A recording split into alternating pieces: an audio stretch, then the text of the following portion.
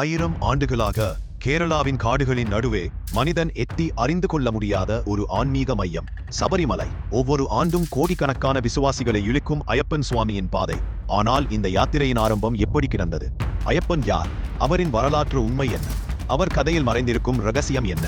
புராணங்கள் கூறுவது திரிமூர்த்திகளில் சிவபெருமான் மற்றும் திருமால் விஷ்ணு இருவரின் சங்கமத்தால் பிறந்த வடிவமே ஐயப்பன். விஷ்ணு மோகினி அவதாரம் எடுத்தபோது சிவபெருமான் அவரை கண்ட தருணத்தில் சக்தி உருவானது. ஹரிஹரசுதன் ஐயப்பன் பிறந்தது சும்மா இல்லை. பூமியில் அழிவை ஏற்படுத்திய மகிஷி என்ற அசுரனை அழிக்க அவன் அவதரித்தான். இருண்டு காட்டில் நடந்த அதிபெரும் போரின் முடிவில் ஐயப்பன் தன் தெய்வீக வில்லால் அந்த அசுரியை அழித்தான். பாண்டள அரசர் ராசராசன் குழந்தை இல்லாத வேதனையில் இருந்தார். ஒரு நாள் காடின் நடுவே வேட்டைக்கு போன போது அரசர் ஒரு தெய்வீக ஒளியில் பிரகாசித்தவர்.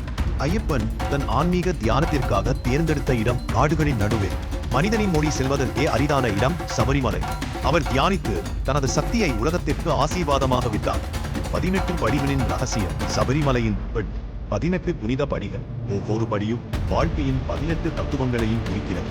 5 பஞ்சபூதங்கள், 8 மனிதனின் எதிரிகள், 3 குணங்கள், 1 ஆன்ம, 1 இறைவன், மொத்தம் 18.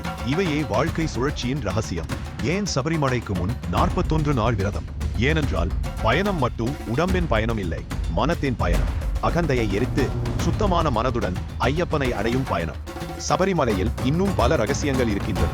மலைமேல் ஆற்றல் வட்டம் இருப்பதா? ஐயப்பன் தியானித்த சக்தி இன்றும் உணரப்படுகிறதா?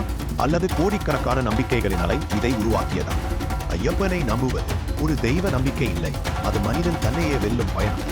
சபரிமலை ஒரு கோயில் அல்ல, ஒரு உணர்வு, ஒரு அனுபவம், ஒரு வெளிப்பு. சுவாமியே சரணம் ஐயப்பா.